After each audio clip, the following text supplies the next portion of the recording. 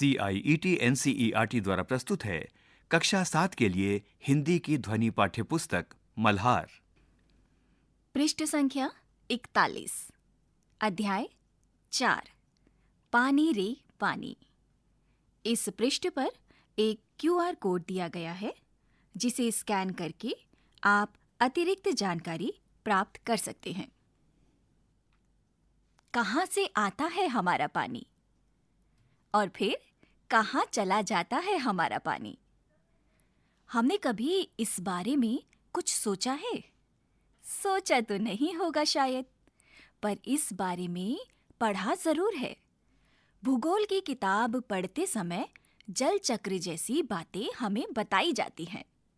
एक सुंदर सा चित्र भी होता है इस पाठ के साथ।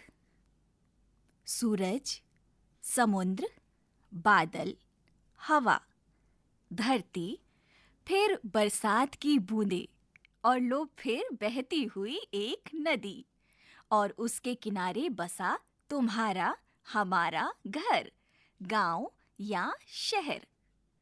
चित्र के दूसरे भाग में ये नदी अपने चारों तरफ का पानी लेकर उसी समुद्र में मिलती दिखती है।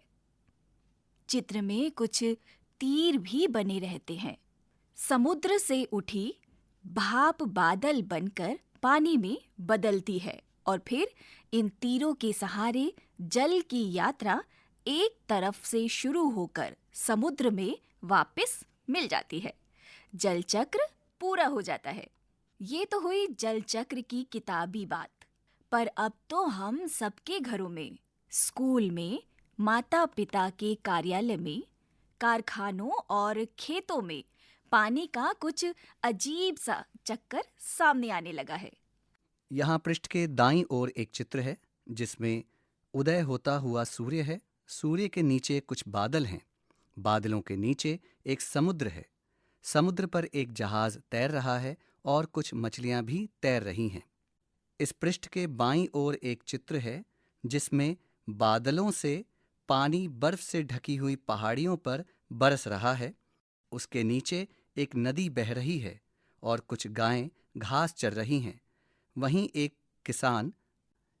किसान बागवानी कर रहा है। उसी के पास एक घर है और उसी के नज़दीक एक व्यक्ति कपड़े सुखा रहा है। एक बालिका पानी की बोतल और स्कूल का बैग लिए स्कूल जा रही है। एक मुर्गा और एक मुर्गी दाना चुग रहे हैं।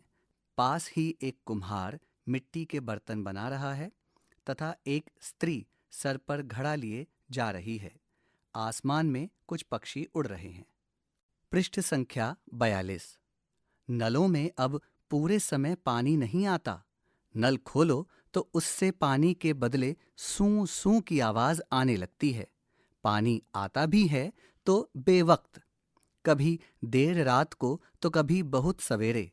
मीठी नींद छोड़कर घर भर की बाल्टियां, बर्तन और घड़े भरते फिरो। पानी को लेकर कभी कभी कहीं कहीं आपस में तू तू मैं भी होने लगती है। रोज रोज के इन झगड़े टंटों से बचने के लिए कई घरों में लोग नलों के पाइप में मोटर लगवा लेते हैं। इससे कई घरों का पानी खींचकर एक ही घर में आ जाता है।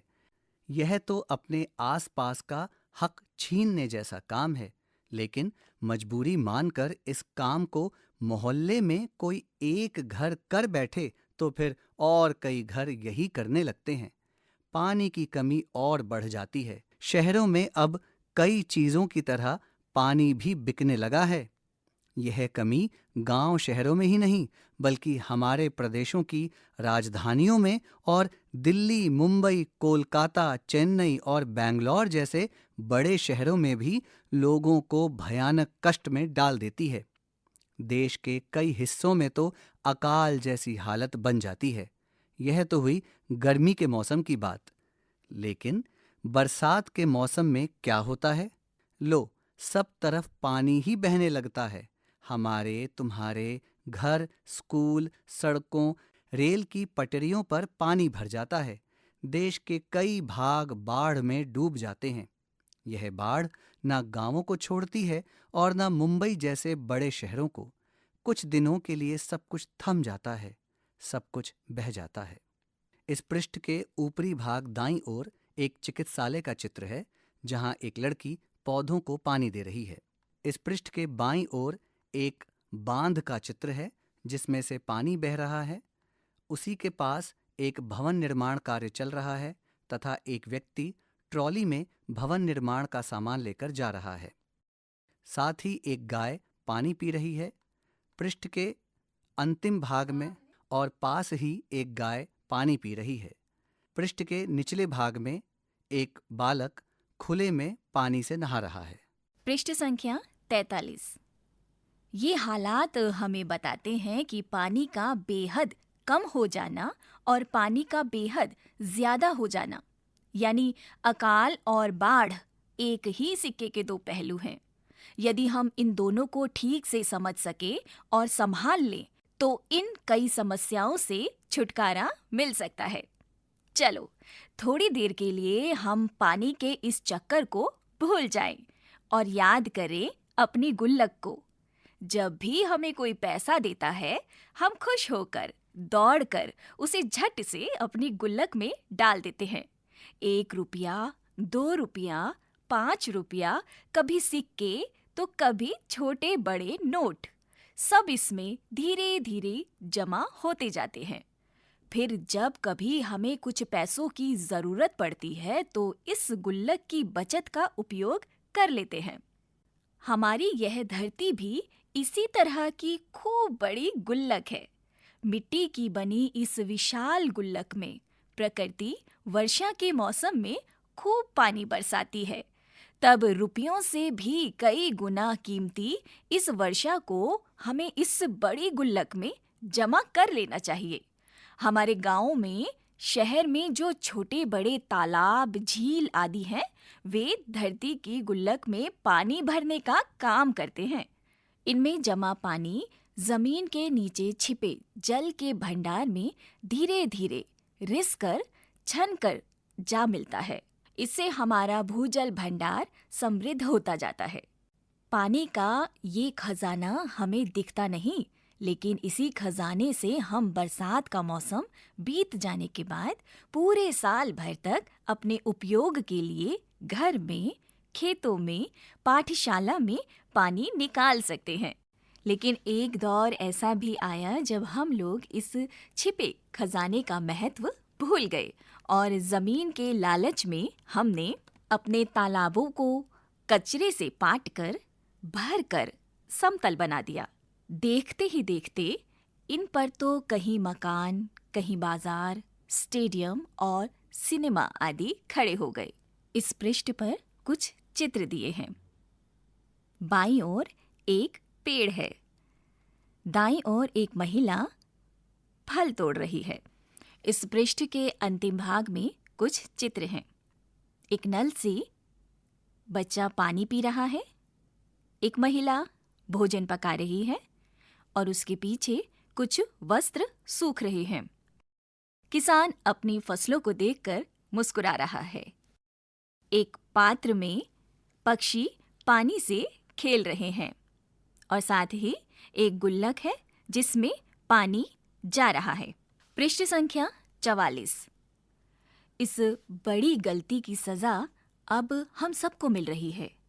गर्मी के दिनों में हमारे नल सूख जाते हैं और बरसात के दिनों में हमारी बस्तियां डूबने लगती हैं। इसलिए यदि हमें अकाल और बाढ़ से बचना है तो अपने आसपास के जल स्रोतों की, तालाबों की और नदियों आदि की रखवाली अच्छे ढंग से करनी पड़ेगी। जल चक्र हम ठीक से समझें। जब बरसात हो तो उसे थाम लें। अपना भूजल भंडार सुरक्षित रखें। अपनी गुल्लक भरते रहें। तभी हमें जरूरत के समय पानी की कोई कमी नहीं आएगी। यदि हमने जल चक्र का ठीक उपयोग नहीं किया तो हम पानी के चक्कर में फंसते चले जाएंगे। इस पाठ के लेखक हैं अनुपम मिश्र। यहाँ पर एक चित्र है। इस चित्र में बादल हैं, एक घर है, एक व्यक्ति कपड़े सुखा रहा है, महिला पौधों को पानी दे रही है और यहाँ एक जल संग्रहण टंकी है जिसमें एक घर की छत से पानी गिर रहा है। लेखक से परिचय। अनुपम मिश्र एक प्रखर लेखक, संपादक और जाने माने पर्यावरणविद होने के साथ साथ छायाकार भी थे। पर्यावरण संरक्षण के क्षेत्र में उन्होंने अनेक प्रयोगात्मक कार्य किए हैं। आज भी खरे हैं। तालाब उनकी सर्वाधिक चर्चित पुस्तक है। ब्रेल लिपि सहित इसका अनुवाद अनेक भाषाओं में हो चुका है। साफ माथे का समाज उनकी एक और महत्वपूर्ण पुस्तक है। वे गांधी शांति प्रतिष्ठान से प्रकाशित होने वाली पत्रिका गांधी मार्ग के संस्थापक और संपादक भी थे। इस पृष्ठ पर उनका चित्र है। उनका जन्म वर्ष 1948 और मृत्यु वर्ष 2016।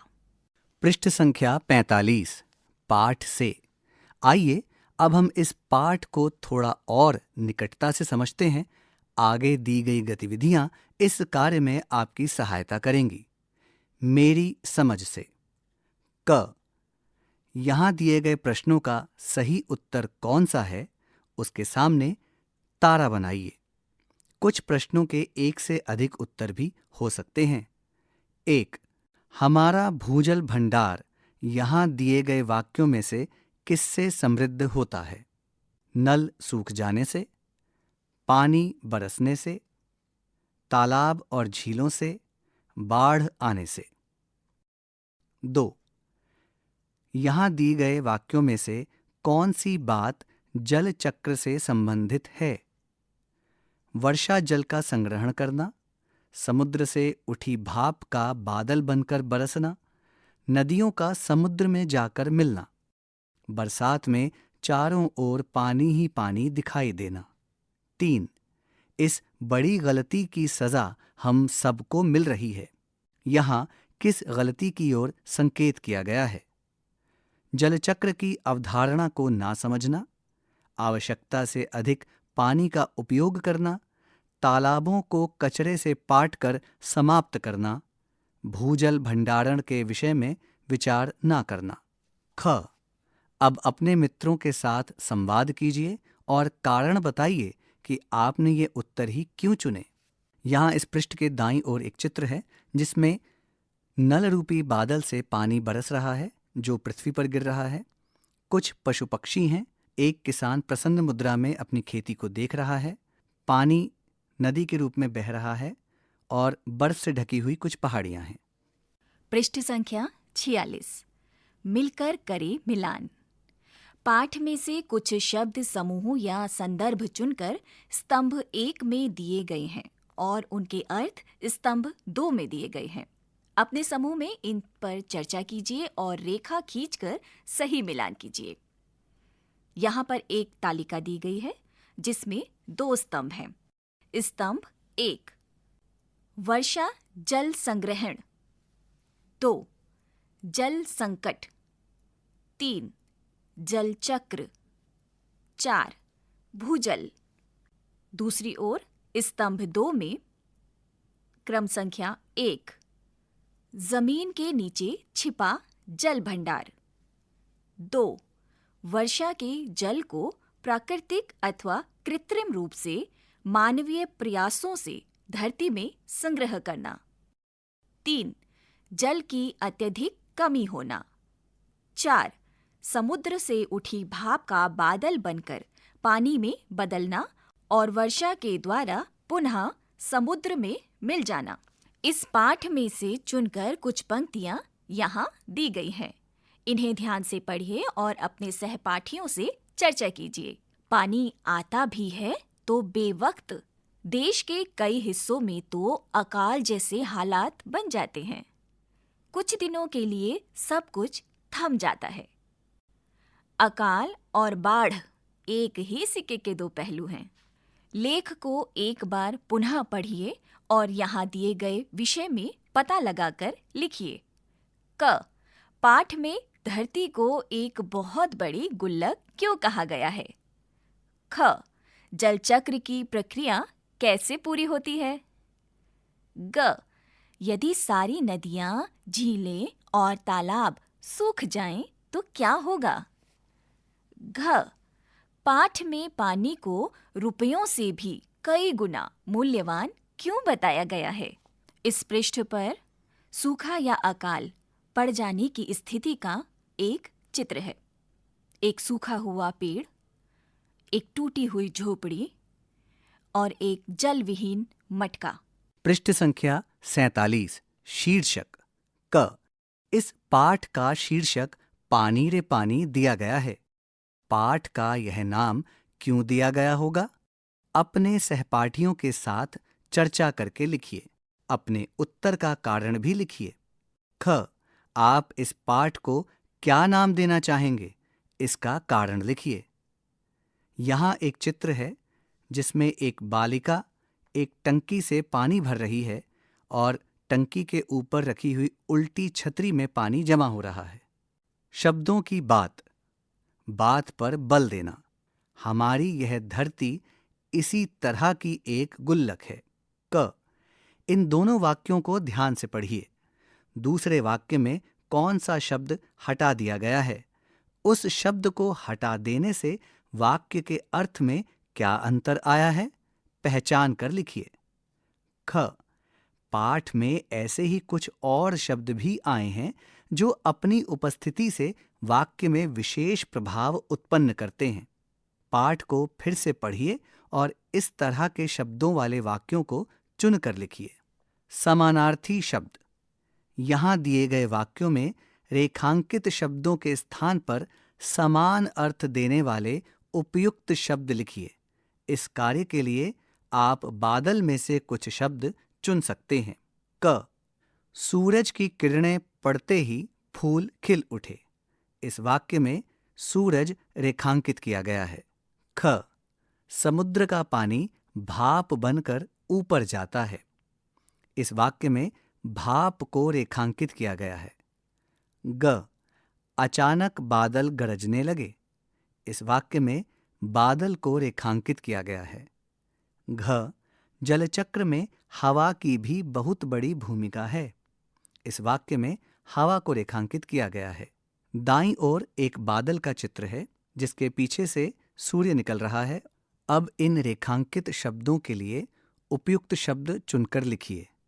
आपके लिए संकेत शब्द इस प्रकार हैं: सूर्य, मेघ, भास्कर, पवन, वारिद, वायु, दिवाकर, जलद, वाष्प, समीर, दिनकर, नीरद।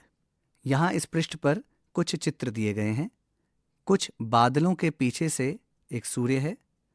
बरसते हुए बादलों का पानी पहाड़ों की चोटियों पर गिर रहा है। उससे निकलती हुई एक नदी समुद्र को मिल रही है। समुद्र पर एक स्टीमर चल रहा है और समुद्र से भाप उठती हुई जा रही है। पृष्ठ संख्या 48, उपसर्ग। देश के कई हिस्सों में तो अकाल जैसे हालात बन जाते हैं। उपर्युक्त वाक्य में रेखांकित शब्द में अ ने काल शब्द में जुड़कर एक नया अर्थ दिया है। काल का अर्थ है समय, मृत्यु, जबकि अकाल का अर्थ है कुसमय, सूखा। कुछ शब्दांश किसी शब्द के आरंभ में जुड़कर उसके अर्थ में परिवर्तन कर देते हैं या कोई विशेषता उत्पन्न कर देते हैं और इस प्रकार नए शब्दों का निर्माण करते हैं। इस तरह के शब्दांश उपसर्ग कहलाते हैं। आइए कुछ और उपसर्गों की पहचान करते हैं।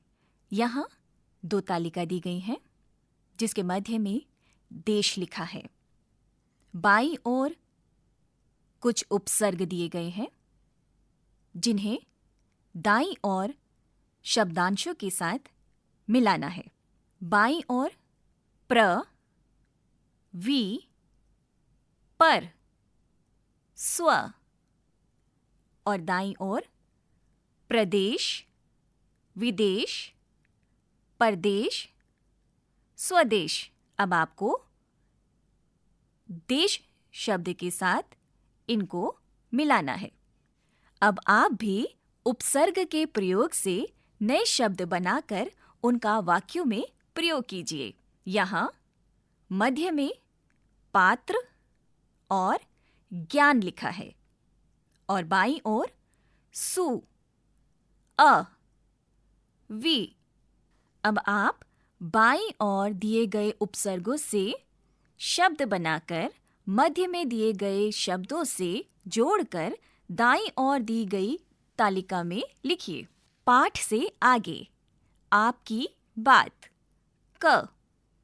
धरती की गुल्लक में जलराशि की कमी न हो, इसके लिए आप क्या क्या प्रयास कर सकते हैं? अपने सहपाठियों के साथ चर्चा करके लिखिए। ख। इस पाठ में एक छोटे से खंड में जल चक्र की प्रक्रिया को प्रस्तुत किया गया है। उस खंड की पहचान करें और जल चक्र को चित्र के माध्यम से प्रस्तुत करें। ग। अपने द्वारा बनाए गए जल चक्र के चित्र का विवरण प्रस्तुत कीजिए। पृष्ठ संख्या 49। सृजन। क। कल्पना कीजिए कि किसी दिन आपके घर में पानी नहीं आया। आपको विद्यालय जाना है। आपके घर के समीप ही एक सार्वजनिक नल है। आप बाल्टी आदि लेकर वहां पहुंचते हैं और ठीक उसी समय आपके पड़ोसी भी पानी लेने पहुंच जाते हैं। आप दोनों ही अपनी अपनी बाल्टी पहले भरना चाहते हैं। ऐसी परिस्थिति में आपस में किस प्रकार का विवाद, तू मैं ना हो, यह ध्यान में रखते हुए 5 संदेश वाक्य स्लोगन तैयार कीजिए। यहाँ एक चित्र है जिसमें एक नल से जहाँ एक नल से पानी भरने के लिए एक बालिका और 2 लड़के आए हुए हैं। यहाँ एक चित्र है जिसमें एक नल से पानी बाल्टी में भरा जा रहा है। यहाँ एक चित्र है जिसमें एक नल से पानी बाल्टी में भरा जा रहा है। पास ही एक लड़की है और साथ ही 2 लड़के अपने हाथों में पानी का बर्तन लिए आपस में विवाद कर रहे हैं। ख। सूरज, समुद्र, बादल, हवा, धरती, फिर बरसात की बूंदें और फिर बहती हुई एक नदी और उसके किनारे बसा तुम्हारा हमारा घर, गांव या शहर। इस वाक्य को पढ़कर आपके सामने कोई एक चित्र उभर आया होगा। उस चित्र को बनाकर उसमें रंग भरिए। यहाँ आपके चित्र के लिए समुचित रिक्त स्थान दिया गया है। पृष्ठ संख्या 50।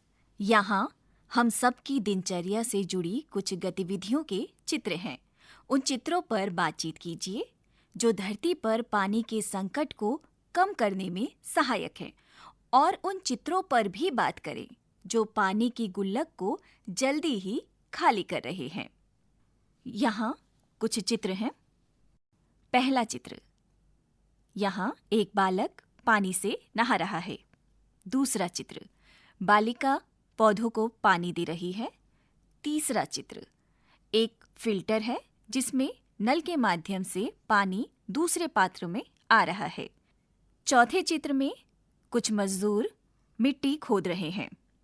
पांचवा चित्र, एक बालक मंजन कर रहा है और नल खुला हुआ है। छठे चित्र में एक मोटर के द्वारा नल से पानी बाल्टी में भरा जा रहा है। सातवां चित्र, एक बालक और एक बालिका पौधारोपण कर रहे हैं। आठवां चित्र, एक महिला पानी से अपना स्कूटर धो रही हैं।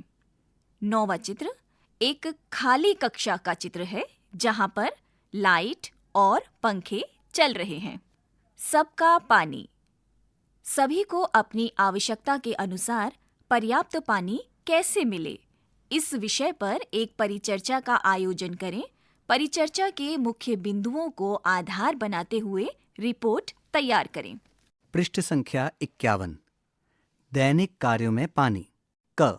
क्या आपने कभी यह जानने का प्रयास किया है कि आपके घर में एक दिन में औसतन कितना पानी खर्च होता है? अपने घर में पानी के उपयोग से जुड़ी एक तालिका बनाइए। इस तालिका के आधार पर पता लगाइए घर के कार्यों में एक दिन में लगभग कितना पानी खर्च होता है। बाल्टी, घड़े या किसी अन्य बर्तन को मापक बना सकते हैं। आपके माता और पिता या घर के अन्य सदस्य पानी बचाने के लिए क्या-क्या उपाय करते हैं? ख, क्या आपको अपनी आवश्यकता अनुसार पानी उपलब्ध हो जाता है? यदि हाँ, तो कैसे? यदि नहीं, तो क्यों? ग, आपके घर में दैनिक आवश्यकताओं की पूर्ति के लिए पानी का संचयन कैसे और किन पात्रों में किया जाता है? जन सुविधा के रूप में जल। यहाँ दिए गए चित्रों को ध्यान से देखिए। यहाँ 5 चित्र हैं। पहले चित्र में बहुत से लोग अपने बर्तनों के लिए अपने पानी के बर्तनों को लिए पानी भरने के लिए लाइन में खड़े हैं। दूसरे चित्र में एक पानी का टैंकर है जिससे बहुत से लोग पानी भर रहे हैं। तीसरे चित्र में एक जलाशय है जिससे बहुत से लोग अपने बर्तनों में पानी भर रहे हैं। चौथे चित्र में एक महिला सर पर घड़ा रखकर कहीं जा रही है, वहीं दूसरी ओर एक व्यक्ति अपने कंधे पर पानी भरकर ला रहा है। छठा चित्र और 5वें चित्र में जल रेल के माध्यम से पानी टैंकरों में भरकर रेल द्वारा लाया जा रहा है।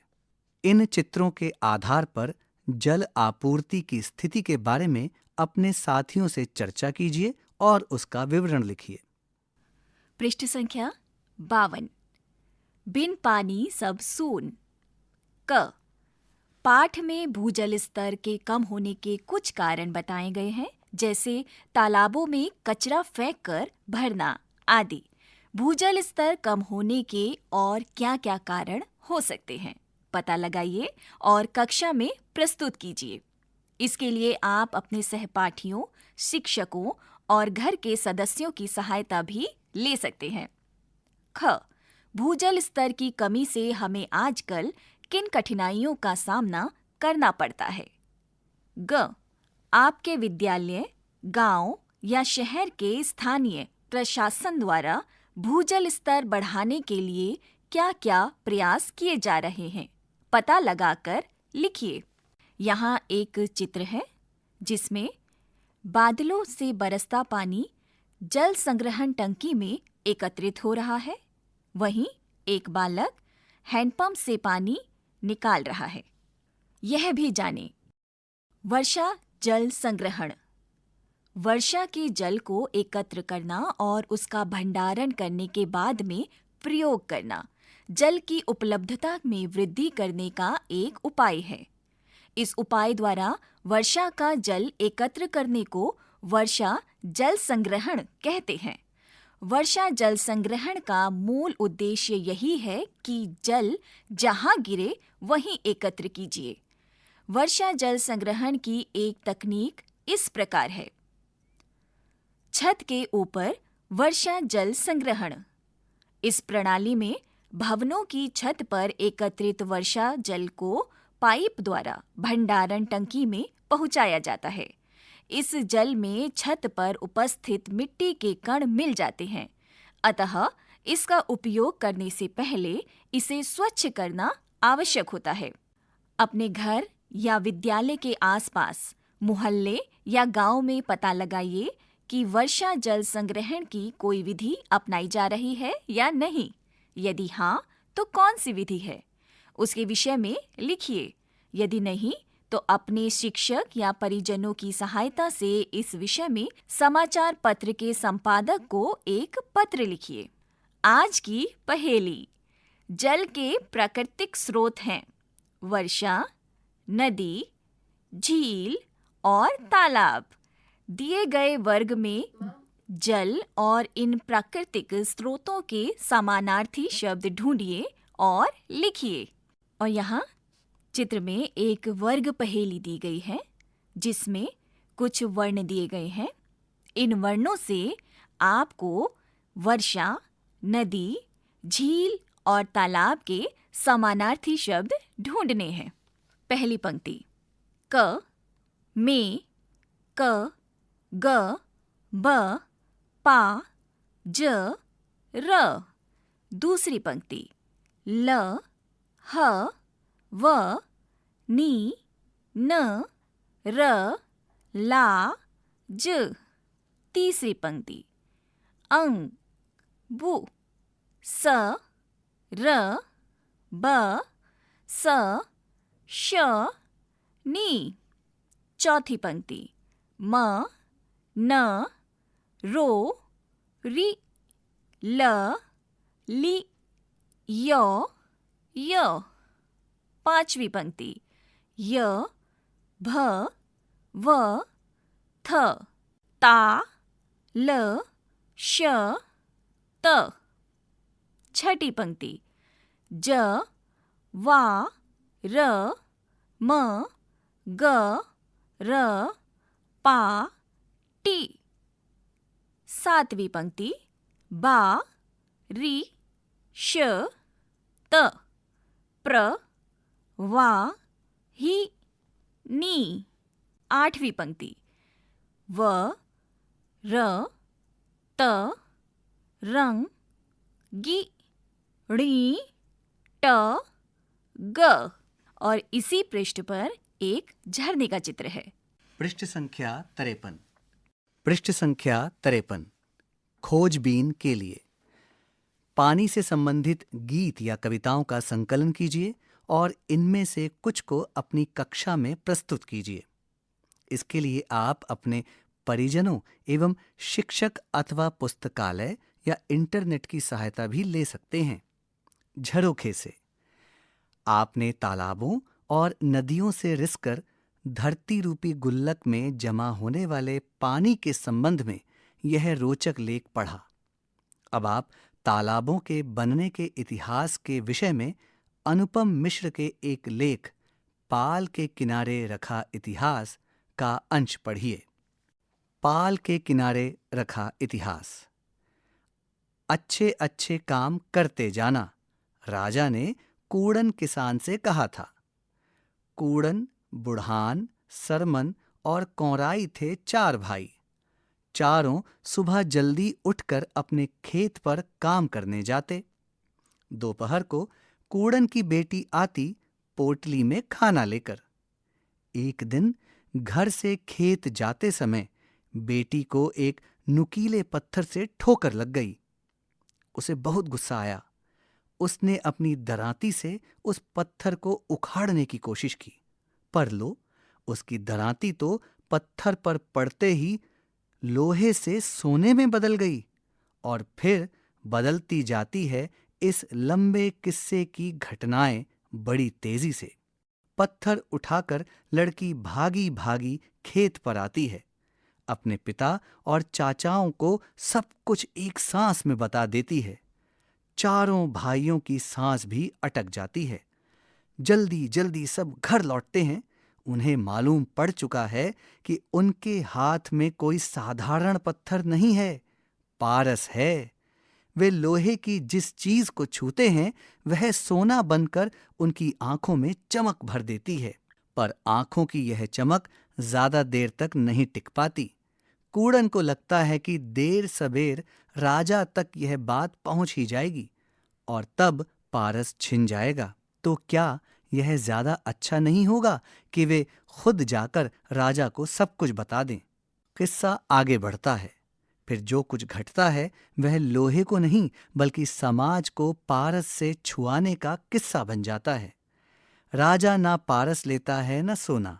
सब कुछ कूड़न को वापस देते हुए कहता है, जाओ, इससे अच्छे अच्छे काम करते जाना, तालाब बनाते जाना। यह कहानी सच्ची है, ऐतिहासिक है, नहीं मालूम, पर देश के मध्य भाग में एक बहुत बड़े हिस्से में यह इतिहास को अंगूठा दिखाती हुई लोगों के मन में रमी हुई है। यहीं के पाटन नामक क्षेत्र में 4 बहुत बड़े तालाब आज भी मिलते हैं और इस कहानी को इतिहास की कसौटी पर कसने वालों को लजाते हैं। चारों तालाब इन्हीं चारों भाइयों के नाम पर पड़े हैं। रिपीट, चारों तालाब इन्हीं चारों भाइयों के नाम पर हैं। बूढ़ा सागर है, मझगवा में सरमन सागर है, कुआं ग्राम में कौराई सागर है तथा कुंडम गांव में कुंडम सागर। सन 1907 में गजेटियर के माध्यम से इस देश का इतिहास लिखने के लिए घूम रहे एक अंग्रेज ने भी इस इलाके में कई लोगों से यह किस्सा सुना था और फिर देखा परखा था। इन 4 बड़े तालाबों को। तब भी सरमन सागर इतना बड़ा था कि उसके किनारे पर 3 बड़े-बड़े गांव बसे थे और तीनों गांव इस तालाब को अपने-अपने नामों से बांट लेते थे। पर वह विशाल ताल तीनों गांवों को जोड़ता था और सरमन सागर की तरह स्मरण किया जाता था। इतिहास ने सरमन, बुढ़ान, कौराई और कूड़न को याद नहीं रखा, लेकिन इन लोगों ने तालाब बनाए और इतिहास को उनके किनारे पर रख दिया था। देश के मध्य भाग में ठीक हृदय में धड़काने वाला यह किस्सा उत्तर दक्षिण, पूरब पश्चिम चारों तरफ किसी न किसी रूप में फैला हुआ मिल सकता है। और इसी के साथ मिलते हैं सैकड़ों हजारों तालाब। इनकी कोई ठीक गिनती नहीं है। इन अनगिनत तालाबों को गिनने वाले नहीं, उन्हें तो बनाने वाले लोग आते रहे और तालाब बनते रहे। किसी तालाब को राजा ने बनाया तो किसी को रानी ने, किसी को किसी साधारण गृहस्थ ने तो किसी को किसी असाधारण साधु संत ने। जिस किसी ने भी तालाब बनाया वह महाराज या महात्मा ही कहलाया। एक कृतज्ञ समाज तालाब बनाने वालों को अमर बनाता था और लोग भी तालाब बनाकर समाज के प्रति अपनी कृतज्ञता ज्ञापित करते थे। यहाँ एक तालाब का चित्र है जिसके पास कुछ सीढ़ियाँ बनी हुई हैं और पास ही बहुत से पेड़ लगे हुए हैं और एक पंक्ति लिखी है, सिमट सिमट जल भरही तलावा। साझी समझ, पानी रे पानी और पाल के किनारे रखा इतिहास में आपको कौन कौन सी बातें समान लगीं, उनके विषय में अपने सहपाठियों के साथ चर्चा कीजिए। अध्याय 4 यहीं समाप्त होता है। कहने के लिए विश्वेश्वरैया। आकाश में अंधेरा छाया हुआ था। बादल आकाश में मंडराते हुए एक दूसरे से टकरा जाते तो बिजली चमक उठती और गर्जन होता। फिर मूसलाधार वर्षा होने लगी। कुछ ही देर में गड्ढे और नालियां पानी से भर गईं।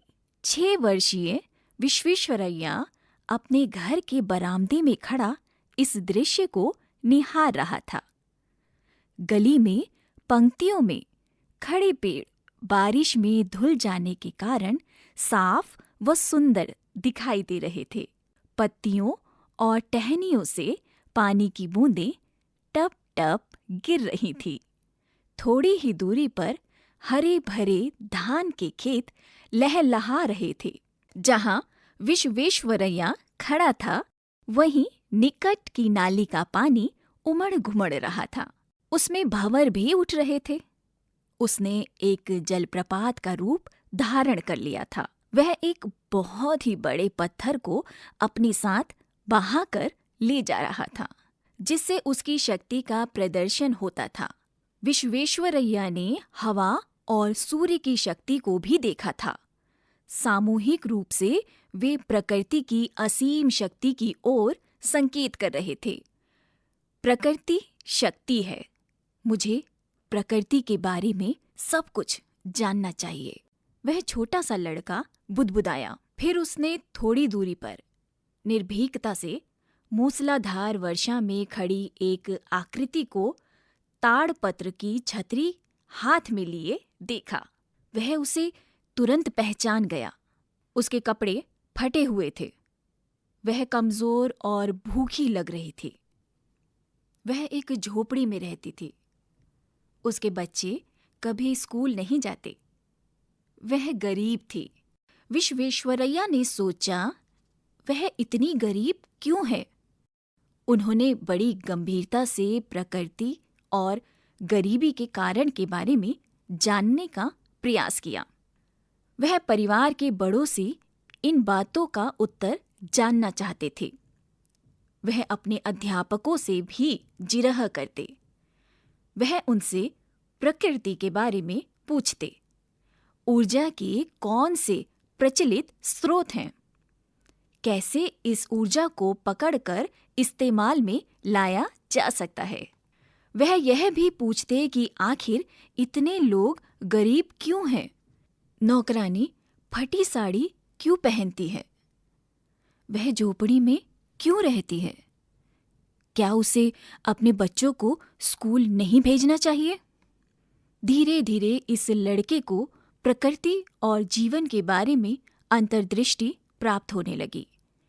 उन्हें महसूस हुआ कि ज्ञान असीमित है। उसे बिना रुके सीखते रहना होगा, तभी उन्हें उन प्रश्नों के उत्तर मिल सकते हैं जो उन्होंने उठाए थे। उन्होंने निश्चय किया कि वह जीवन पर्यंत तक छात्र बने रहेंगे, क्योंकि बहुत कुछ सीखना बाकी है।